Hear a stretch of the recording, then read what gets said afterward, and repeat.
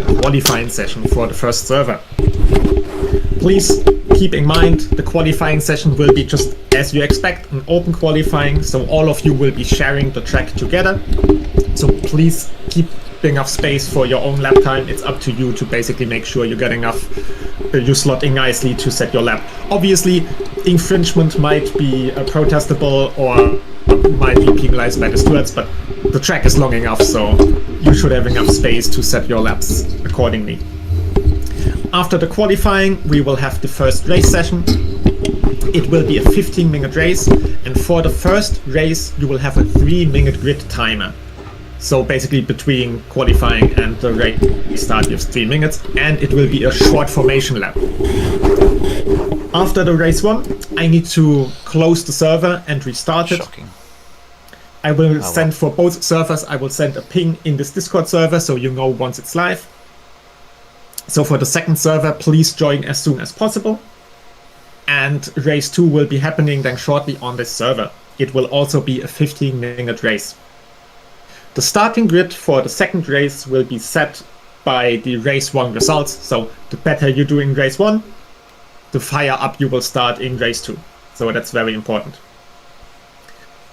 Overall, server name and how to join and the weather and track conditions are very clear because the practice server has been up for almost 3 weeks now at this point, so you should have no issues joining, and also with delivery that has been posted long ago, so it should also not be an issue.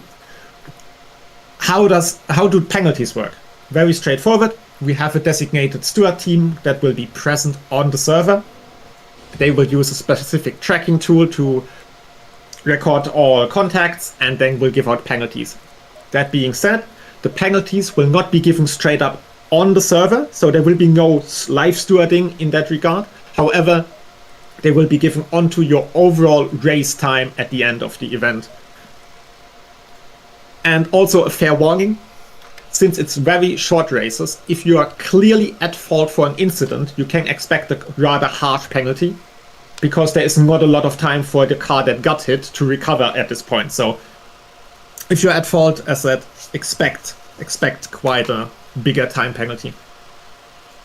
In general, all penalties are final and they cannot be appealed. That being said, once both races are over, I will give you a ping in the Discord, so you can also use the protest form.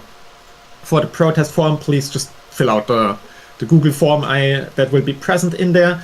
And you can only protest incidents that have not been reviewed yet by the stewards. So new incidents that may have just not been logged or not been seen by the stewards. For example, like an off-track overtake somewhere, to put an example into it. Who's going to qualify further? That's the biggest question for all of you. Very straightforward. The number 1 driver that scores the most points across both races combined will be going into the grand final. And one more specific info here as well, in case of a tiebreaker, how the tiebreakers work. First of all, we will look at the results, which driver has the best result overall between both races.